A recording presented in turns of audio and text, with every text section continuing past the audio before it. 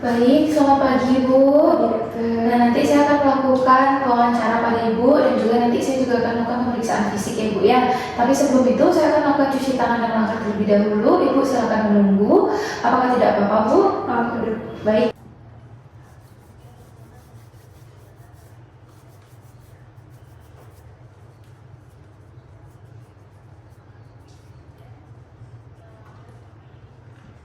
Baik, di sini saya sudah selesai ya Bu ya untuk mencuci tangannya. Selanjutnya perkenalkan saya dengan Dr. Dayan Jaga Poliklinik hari ini. Nanti saya akan membantu Ibu untuk pemeriksaan hari ini ya Bu ya. Baik, kalau boleh tahu untuk Ibu siapa Ibu? Ibu Maria dong. Baik, Ibu Maria selaku orang tua dari adiknya. Iya dong. Selaku orang tuanya ya. Baik, di sini saya ingin menanyakan untuk nama adiknya sendiri siapa Ibu? Samuel. Baik, untuk usia adiknya saat ini berapa Ibu? 5 bulan. 5 bulan ya. Untuk jenis kelamin laki-laki benar Ibu? Iya. Baik, di sini saya akan menanyakan beberapa hal. Apakah Ibu bersedia? Bersedia dong. Baik, untuk hari ini datang keluhannya kenapa ya Ibu? Anak saya ini demam dong. Ada demam. Sudah sejak kapan Ibu? Dari 2 hari yang lalu. Dari 2 hari yang lalu. Mungkin demamnya ini tuh tinggi atau bagaimana Ibu? Udah sempat ukur belum? Sempat sih dong, kayak sekitar 38 tuh. 38 ya? Iya. 38 derajat Celcius. Baik, setelah diukur. Mungkin naik turun nggak Bu? Apa Ibu sempat pas naiknya Ibu ukur lagi turun gitu ada nggak? Saya ukur beberapa kali itu tetap sih dong. Tetap sama. Iya. Baik. Mungkin Ibu sempat kasih obat nggak? Enggak dong. Ini demamnya terus-menerus sepanjang hari atau cuma di siang hari, malam hari aja atau bagaimana Ibu? Kadang tuh muncul lebih sering malam sih dong. Lebih sering malam. Oke. Baik, mungkin ada seperti batuk, pilek adanya?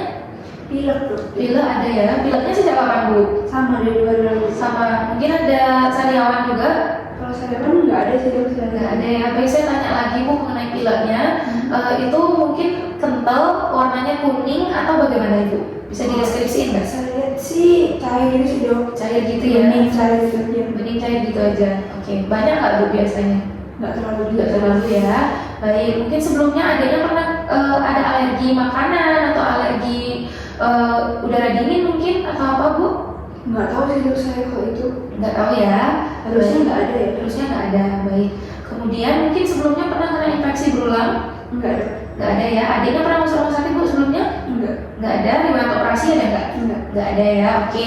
Di sini saya ingin nanya Ibu dulu lahir adik ini normal atau sesar? Normal. Normal ya. Baik, Ibu mungkin saat hamil ada mengalami hipertensi ataupun diabetes atau penyakit lainnya selama hamil Bu? Enggak ada. Nggak ada ya. Baik, untuk berat badan adiknya saat lahir berapa Ibu? 2.500 gram. 2.500 ya saat lahir ya. Kemudian di sini saya akan memeriksa riwayat tumbuh kembang dari anak Ibu. Dari hasilnya itu gizinya baik ya Bu ya, dari buku KIK yang dibawa ya. Nah, kemudian untuk riwayat imunisasi di sini juga akan saya baca. Imunisasinya lengkap ya Bu ya, tepat waktu juga. Kemudian apakah mungkin ada anggota keluarga Ibu, mungkin suami Ibu atau kakek nenek dari adiknya yang merokok? Enggak ada dong. Nggak ada ya. Ada Ibu ada pelihara hewan nggak di rumah Bu? Enggak ada. Untuk sanitasi area sekitar rumah Ibu apakah bersih Bu ataukah ada kumuh? Oh bersih. Bersih ya. Baik, di sini selanjutnya saya akan melakukan pemeriksaan antropometri.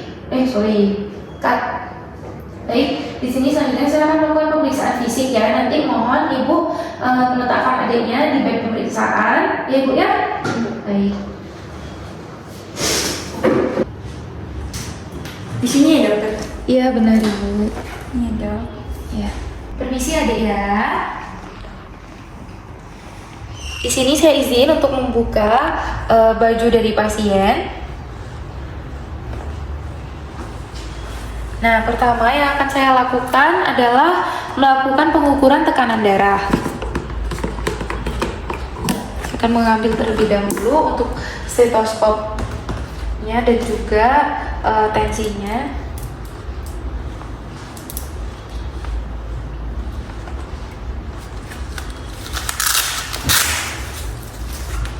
Permisi adik.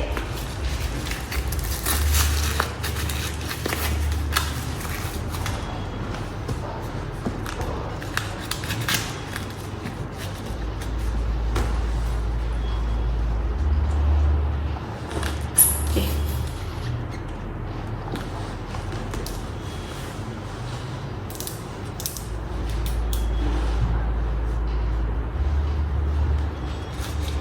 Permisi adik ya.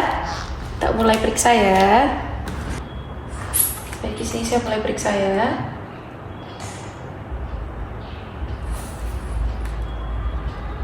Baik, di sini untuk tekanan darahnya sendiri itu 90 per 50 mmHg ya.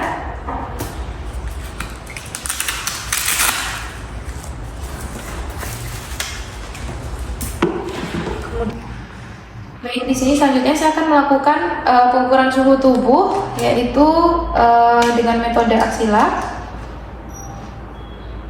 Oke, permisi dijepit adik.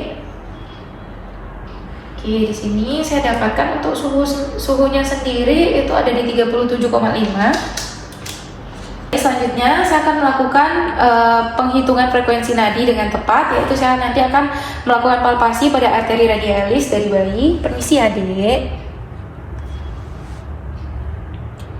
Baik, di sini untuk frekuensi nadinya sendiri itu 100 kali per menit, masih dalam batas normal.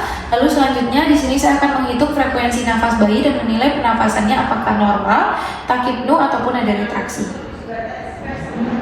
Baik, sudah. Di sini untuk hasilnya sendiri 60 kali per menit. Selanjutnya saya akan menilai perfusi perifer. Saya akan menekan sedikit pada bagian ujung jari dari telunjuk pasien selama 5 detik. Permisi adik. Kemudian akan saya lepaskan dan saya akan melihat apakah sudah terisi lagi. Sudah, dalam waktu kurang dari 2 detik. Jadi masih dalam batas normal. Baik, selanjutnya di sini saya akan melakukan penilaian saturasi oksigen pada bayi. Sudah, untuk hasilnya sendiri didapatkan 99%.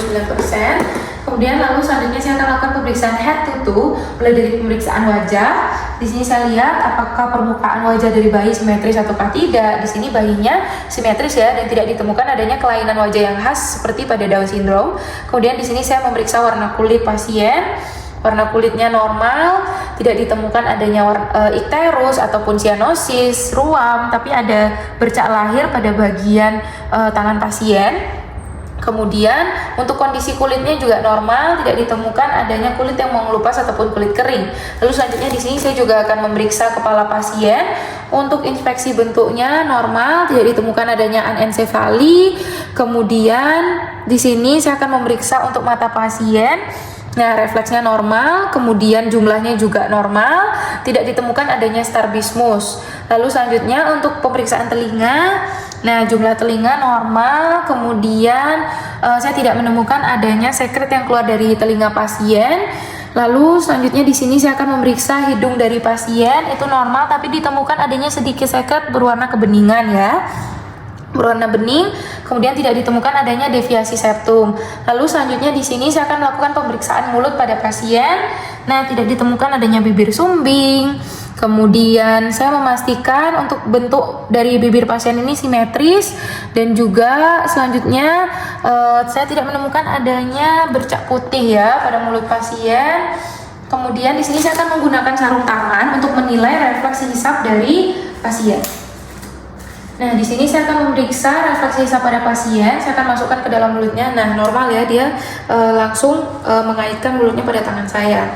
Lalu selanjutnya di sini saya akan melepaskan sarung tangan saya terlebih dahulu. Kemudian saya akan memeriksa dada pasien dari inspeksi, perkusi, palpasi, dan juga auskultasi. Kemudian nanti saya juga akan melakukan pemeriksaan paru, mulai dari inspeksi pola napasnya dan juga melakukan pemeriksaan jantung. Saya akan mulai terlebih dahulu, mulai dari inspeksi. Nah, kesimetrisan pasien saat bernafas simetris, kemudian frekuensi pola napasnya juga normal. Lalu tadi juga sudah saya hitung ya, untuk pernapasan pasien itu 60 kali per menit, jadi masih dalam batas normal. Lalu selanjutnya saya akan melakukan perkusi pada seluruh lapangan paru, dan kalau misalnya normal, dia akan menghasilkan suara sonor. Baik. Nah, normal. Kemudian selanjutnya saya akan melakukan palpasi pada dinding dada dan menilai simetris ekspansi paru.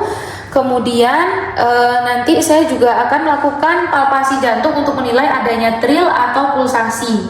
Baik, saya mulai dari bagian paru terlebih dahulu. Oke, normal ya. Kemudian dari bagian jantung. Oke, normal. Baik, di sini selanjutnya saya akan melakukan auskultasi pada dada pasien untuk memeriksa paru dan juga untuk memeriksa jantung. Nah, di sini saya akan memasang stetoskop terlebih dahulu. Mulai dari paru terlebih dahulu. Nah, di sini saya memeriksa tidak ditemukan adanya wheezing ataupun crackles, dan saya juga memeriksa suara nafas untuk mengevaluasi kualitas ventilasi. Lalu selanjutnya saya juga akan memeriksa jantung pasien untuk mengetahui apakah ditemukan adanya suara tambahan ataupun murmur. Suara tambahan atau murmur. Baik, normal ya. Nah, selanjutnya di sini saya akan memeriksa abdomen mulai dari inspeksi, kemudian dilanjutkan dengan auskultasi, perkusi dan juga palpasi. Dari inspeksi saya lihat abdomen normal, di mana abdomen tampak bulat dan juga bergerak secara bersamaan dengan gerakan dada. Saya tidak menemukan adanya icterus, striae, dan juga dari tali pusat pasien ini tampak tidak ada pendarahan. Kemudian selanjutnya saya akan melakukan auskultasi, saya akan memeriksa adanya bising usus pada abdomen dan menilai apakah ada bruit vaskular pada aorta abdominalis. Baik, di sini dari bising usus dulu normal, kemudian pada aorta abdominalis saya tidak menemukan adanya bruit. Lalu selanjutnya di sini saya akan melakukan perkusi pada seluruh abdomen. Nah, nanti kalau misalnya normal, dia akan menghasilkan suara timpani.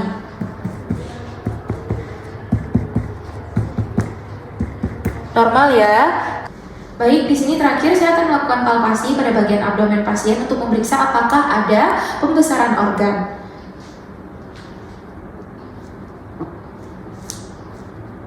Baik, tidak ditemukan adanya pembesaran organ pada pasien, jadi dari palpasi masih dalam batas normal. Kemudian selanjutnya di sini saya akan memeriksa genitalia eksternal pada karena ini pasiennya laki-laki, saya harus melihat apakah testisnya turun, apakah ada hidrokel, apakah ada hipospadia. Nah, di sini selanjutnya saya akan lihat untuk panjang penis pasien sendiri normal dan masih dalam rentang batas 3 sampai 4 cm, lebarnya 1 sampai 1,3 cm. Kemudian selanjutnya saya akan menggunakan kasa steril untuk memeriksa posisi lubang uretra, dan nanti prepusiumnya tidak boleh ditarik karena bisa menyebabkan fimosis. Baik, di sini saya akan melakukan pemeriksaan lubang uretra pada bayi menggunakan kasa steril. Normal ya untuk lubangnya. Nah, jika pasiennya itu adalah perempuan, nanti kita harus membuka labia mayora yang menutupi labia minora. Kemudian nanti kita cek lubang uretranya. Lalu selanjutnya di sini saya akan memeriksa anus pasien mulai dari posisinya, apakah ada patensi atau fistula, dan juga kita periksa refleks analnya, adanya stenosis ataupun atresia ani. Kita periksa. Permisi Adek. Nah, di sini tidak ditemukan adanya kelainan pada anus pasien ya. Kemudian selanjutnya di sini saya akan memeriksa tulang belakang, apakah ada kelengkungan spina bifida ataupun adanya tanda-tanda neurologis. Di sini saya akan memiringkan bayi. Kemudian kita palpasi apakah ada tanda-tanda abnormalitas seperti spina bifida ataupun pembengkakan. Baik, tidak ada ya. Nah, kemudian setelah itu kita periksa ekstremitas pasien, mulai dari panjangnya, simetrisnya, apakah ada polidaktili ataupun refleks fisiologisnya, nanti apakah ada keterbatasan gerak. Permisi Adik ya. Dari jarinya tidak ditemukan adanya polidaktili, gerak-gerak. Nah, baik, tidak ditemukan adanya keterbatasan gerak pada pasien. Lalu selanjutnya kesimetrisan pada tungkai kakinya juga simetris, panjang kedua kakinya sama, kita luruskan, kemudian kita bandingkan ya. Nah, pada kaki juga tidak ditemukan polidaktili ataupun sidaktili. Lalu di sini untuk pemeriksaan fisik pasien sudah selesai. Nanti ibu boleh mengajak anak ibu kembali duduk ya. Iya, Dok. Baik, di sini ibu tadi saya sudah melakukan pemeriksaan ya ibu ya, mulai dari suhunya. Tadi memang didapatkan suhunya 37,5, nanti akan saya resepkan obat ya ibu ya. Tapi untuk pemeriksaan yang lain itu masih dalam batas normal. Jadi ibu tolong pertahankan ya ibu ya, jangan lupa ASI eksklusifnya masih sampai usia 6 bulan. Nanti ibu saat adiknya sudah usia 6 bulan boleh datang lagi kontrol ke saya, nanti akan saya jelaskan mengenai empasi ya ibu ya. Kemudian nanti saya akan mendokumentasikan hasil pemeriksaan di rekam medis. Saya juga nanti akan catat di buku KIA-nya ya Bu ya, hasil pemeriksaan hari ini. Mungkin ada yang mau Ibu tanyakan sebelumnya? Sudah cukup. Sudah cukup ya. Baik, terima kasih Bu.